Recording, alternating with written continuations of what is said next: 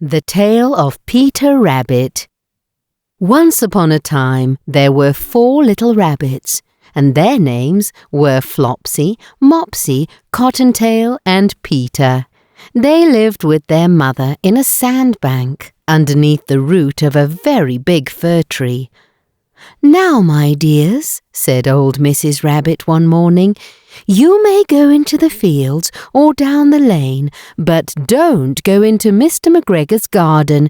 Your father had an accident there. He was put in a pie by Mrs. McGregor. Now run along and don't get into mischief. I'm going out." Then old Mrs. Rabbit took a basket and her umbrella and went through the wood to the baker's. She bought a loaf of brown bread and 5 currant buns.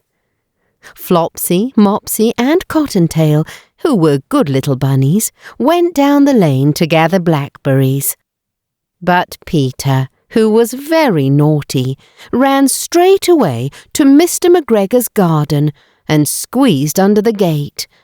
First he ate some lettuces and some French beans, and then he ate some radishes, and then, feeling rather sick, he went to look for some parsley. But round the end of a cucumber frame, who should he meet but Mr. McGregor?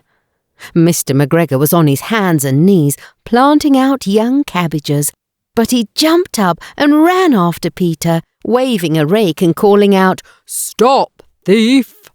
Peter was most dreadfully frightened. He rushed all over the garden, for he had forgotten the way back to the gate. He lost one of his shoes among the cabbages and the other amongst the potatoes.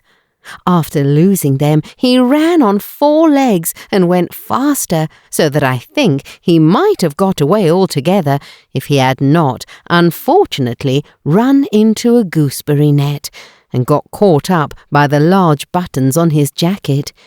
It was a blue jacket with brass buttons, quite new. Peter gave himself up for lost and shed big tears. But his sobs were overheard by some friendly sparrows, who flew to him in great excitement and implored him to exert himself. Mr. McGregor came up with a sieve, which he intended to pop upon the top of Peter, but Peter wiggled out just in time, leaving his jacket behind him, and rushed into the tool shed and jumped into a can. It would have been a beautiful thing to hide in if it had not had so much water in it.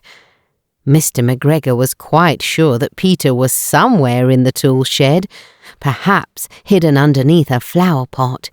He began to turn them over carefully, looking under each.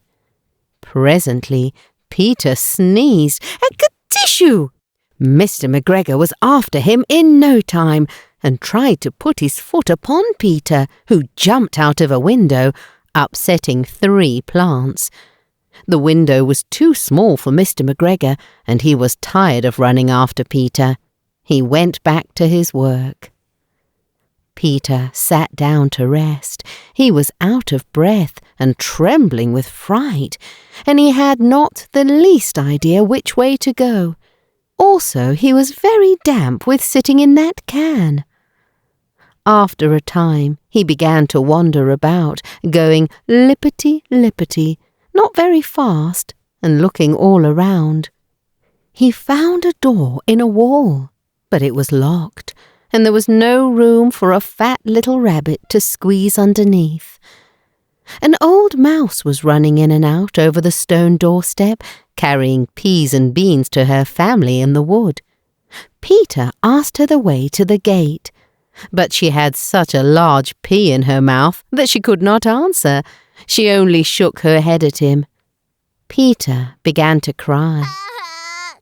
Then he tried to find his way straight across the garden, but he became more and more puzzled. Presently he came to a pond where Mr. McGregor filled his water cans. A white cat was staring at some goldfish. She sat very, very still, but now and then the tip of her tail twitched as if it were alive. Peter thought it best to go away without speaking to her. He had heard about cats from his cousin, little Benjamin Bunny. He went back towards the tool shed, but suddenly, quite close to him, he heard the noise of a hoe. Scritch, scratch, scritch, scratch.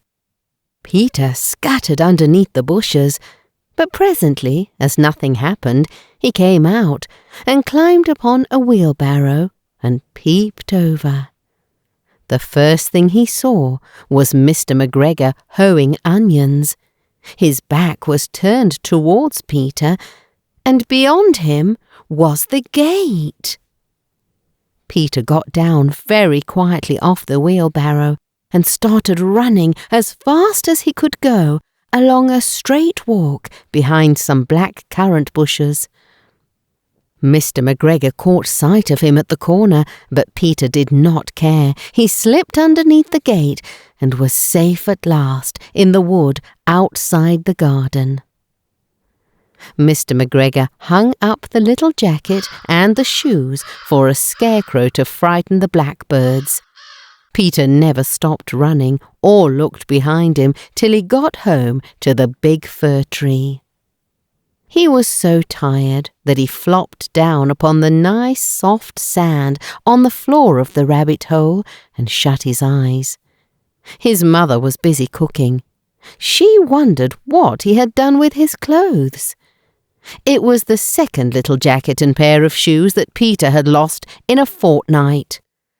I am sorry to say that Peter was not very well during the evening.